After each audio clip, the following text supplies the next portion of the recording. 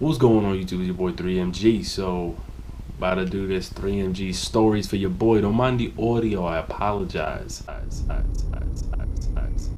But yes, let's start this up. This may be a little bit of a scary story too. This one was told by my teacher back in like 8th grade. I remember this, yo.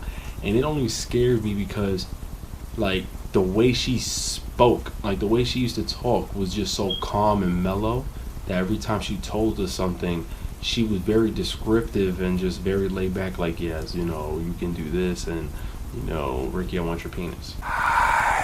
No, but the way she was is just freaked us out. So I want to see if this was a creepy story to y'all, because it just fucked me up a bit. She was like this, that it was years ago, like back in the early 70s, like late 70s, early 80s. And she had went to Coney Island, or I think it was a carnival that she went to years back.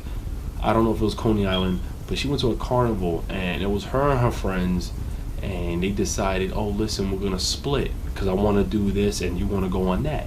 And you know, one of the most popular rides in carnivals or places where you go on rides are like the haunted house, or a ride in which your roller coaster or something goes inside of a house or inside of a scary place. Okay, so what had happened was she went to the ride back of the line, and the person kept coming up and back and forth. Somebody kept going up to them back and forth, and she was like, I noticed that this man wasn't being acknowledged to people. You know, he was walking around saying, do you guys have your tickets? Because it was a carnival years ago, you always needed a ticket. Like, it was almost like, you know, when you play a game, you need a coin.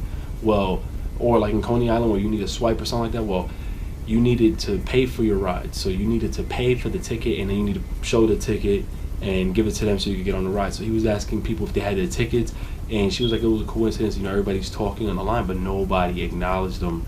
And he looked at her from a distance and smiled and went up to her. She said it was like an older man, white male, and he had a little bit of like a long white hair, grayish hair, with a hat, but he looked like he worked for engineering, and like an engineering suit, like, you know, navy blue, like Dickie looking type of shit. And she was like that he came up to her, but he had no equipment. He was like, listen, man, you have your ticket. So she was like, you know, she responded to him like, well, what, you trying to single me out? Nobody else will listen. And he had said, I'm just a cool breeze that lingers. You know, people don't seem to pay any mind. But then he was like, no, but ma'am, I need to at least see a ticket. I can see theirs. So she showed him the ticket and said, and he goes, you don't have somebody next to you because you need a partner on the ride. And there was people, there was no one behind her, coincidentally. So so she was like, oh, you serious? He goes, yeah, they're not gonna let you on just and have a single seat empty. So he was like, would you like for me to sit with you? She goes, would you be allowed? Do you need to get a ticket? He goes, listen, I work here. This was my favorite spot.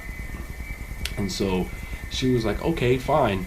So then they waited online, and she just felt cold. She said she just always felt cold. Every time he said something to her, she felt cold.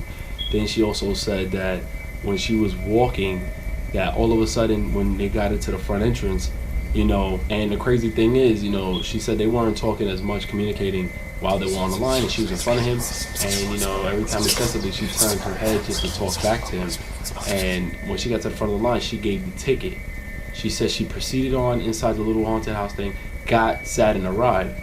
Now, she said, like, she didn't know, like, nobody sat next to her. So then all of a sudden, one of the guys who worked there came to her, checked her seatbelt, closed the full seatbelt. She was like, wait, there's somebody there. She was like, there's nobody here. So she felt like, oh, maybe he just ditched me, whatever. But as soon as the ride started going, a cold thing hit her, tap of the shoulder, saying, I'm right here. And she just said she spooked out and got mad scared. And then he started laughing. That's just giving me chills, yo. Oh my God. So there was still some light, and she said, out of nowhere, like the whole ride, people were laughing and screaming and blah, blah, blah, blah, blah. She said for some weird reason, he ended up like not there anymore. And all of a sudden, all the lights on the roller coasters, whatever, just went black. So the whole ride was black. And she felt like the ride went on for like 5 minutes long, 10 minutes long. And she was like, yo, what's going on? So then all of a sudden she's touching next to her because she feels so cold. And she was like, yo, like, what the fuck? And then all of a sudden, like, then people started talking again. She said she felt like silence. And I'm just like listening to her tell the story. She was like, yo, it was just so silent when she was on the ride, and she just kept screaming. She didn't hear nobody else talk, and all of a sudden she kept feeling like somebody touching her shoulder, so she thought it was somebody else. And then when she turned around, pitch black again. She said as soon as she got outside the ride, matter of fact, prior to that, the guy, when they were on the line, this guy was telling her that, the ride is cool, this ride is great. He was the one who handles the fixing on the roller coasters.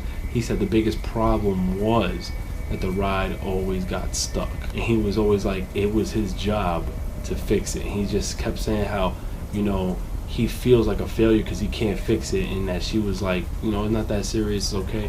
And he just always, and that he felt like he was down. But that was while they were on the line. Now, when they got off the ride, she felt so weird. As she kept walking, she was like, I don't see him anymore. When she went up to some wall by that ride, it had a rest in peace photo of the man that she was talking about. She described him, and she went up to one of the coworkers like, who is that? And she was like, it was a great friend of the staff, and he passed away. He actually burned inside of the ride, the roller coaster. And the guy that was telling her this was like, listen, don't be scared, this and that. This happened about 2 years ago. He actually, during doing something with the track of the roller coaster, it shut down, and it went on fire, and sadly said, he got burned and he died on the ride. And she just said, she just almost fainted. She said she went pale. She said that she felt like he was the one talking to her the whole time, and that the guy got kind of freaked out, and she was seeking medical attention.